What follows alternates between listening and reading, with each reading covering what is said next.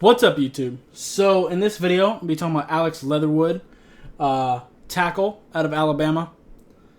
So, he was a little bit disappointing, to be honest, because I was expecting him to be a lot better. I mean, it just feels like we've been talking about Alex Leatherwood for years. I've seen him a bunch in passing, of course, because, I mean, it's kind of hard not to. But when I really got into the film, it was kind of disappointing, to be honest. He's a senior. He's got the body you'd like. You know, he's 6'6", about 220-ish pounds. I mean 320-ish pounds. Long arms, but he is just really, really inconsistent. He's a big dude. Like I said, he's 6'6" and 320. But he doesn't play as powerful as I was expecting him to. He doesn't really push people around too much, and there's definitely cases where he's been out-muscled. I've seen it happen. Quite a bit, actually. He's big, but not necessarily powerful. I would like to see him punch a little bit more, especially on pass rushing situations. Instead of just kind of catching him and letting the defender come to him, I'd like to see him deliver the punch first. Because like I said, he does have really long arms, and I'd like to see him utilize those. I've also seen him kind of do, if you watch my my other videos, you'll know what I'm talking about with Jesse Davis when he reaches out with one arm to try to block somebody, and you know how I can't stand that, right? Well, he does this too. Certain people can get away with that. Tyron Smith gets away with it. Joe Thomas got away with it because they're so powerful and they have such good technique that they can get away with those things. He can't. He's not powerful enough to do that, and neither is Jesse Davis. That's why I have a problem when they do it. Tyron Smith and Joe Thomas are the exception to the rule. As far as his feet go, they're not great. They show promise sometimes. He moves pretty well for his size, like getting to second level. Like that's honestly where his biggest strength is he moves pretty well. You get him on outside zone runs, and he looks pretty good most of the time. He has a couple problems there too. Let's see. His hands, they're pretty okay. They could be more consistent, but he is good about getting his hands inside. He just needs to punch a little bit more, mostly. But as far as getting his hands inside, he's pretty consistent about that. But with those outside zone runs, like I said, he's athletic, and he's good at climbing to the linebacker and stuff like that.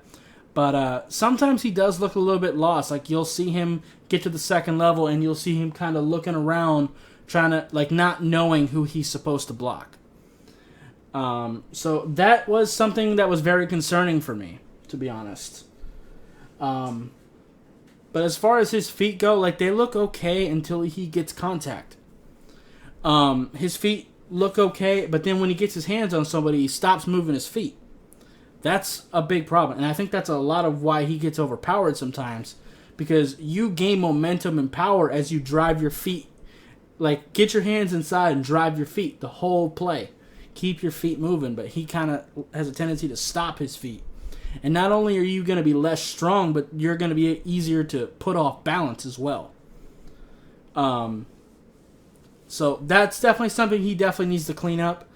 I'm not saying he's absolutely terrible. I think he can start at tackle for you. And I do see him as a tackle. I don't want him to move to guard. This is kind of what I'm talking about. Just because I don't like somebody at tackle does not mean I necessarily want to put them at guard. It's not like an inferior position. It's just a different position. With guards, you're going to be playing against defensive tackles for the most part, and you're closer to the quarterback. A lot of times you're going to end up one-on-one with the Aaron Donalds of the world and these bigger D linemen who are more powerful. I don't want him there because his main problem is he's not that powerful. So don't put him inside. Keep him at tackle. Because most of the time, edge rushers aren't as powerful as defensive tackles. I think that's pretty obvious. There are definitely exceptions, of course, but for the most part, that is true. So keeping him at tackle, I think, is the best bet. You just need to kind of work on him a little bit. And I do think he can come in and, like, start for you and be okay at first. But I do think it'd be best if he can get into a situation where he can sit for a little bit and, work on some of his technique problems, work on his feet, work on punching, get his hands a little more consistent on those outside zones, make sure he's not lost as well. Getting with some veteran offensive linemen might help with him being lost part. If he gets in with like a veteran center or something like that, they might be able to help him pre-snap, like before the play. Kind of tell him where he's supposed to go. That would help him a lot as well. But yeah, overall, I'm a little bit disappointed in him a little bit, like I have been with a lot of the players in this class, to be honest. It's not very top-heavy. I think the second and third round looks pretty good this year, but the top-tier picks, not so much, man. It's not necessarily that they're bad players. It's just, you got to think about it like this, right? When you get drafted so high, you are pretty much guaranteed to make more money than somebody that gets drafted lower than you, even if you're both in the first round. The first overall pick and the 32nd overall pick do not get paid the same, at least not on the rookie contract. So if you're going to be paying someone a lot of money, you want them to be great prospects. There aren't that many elite prospects in this class. There really isn't. I still got more film to get into, but right now there's like maybe 3 quarterbacks. You got Trevor Lawrence, Justin Fields, and Zach Wilson. And then you got like the Mac Joneses, the Kyle Trasks, those people.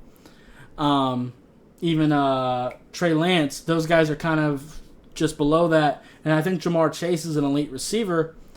And then maybe Penny Sewell, but that's it. That's really the only elite prospect so far. So if you're going to be drafting one of these guys high, you're going to have to pay them more. And like, for example, Micah Parsons, right? He's a great prospect. I like Micah Parsons a lot. But he's not Luke Kuechly. He's just not.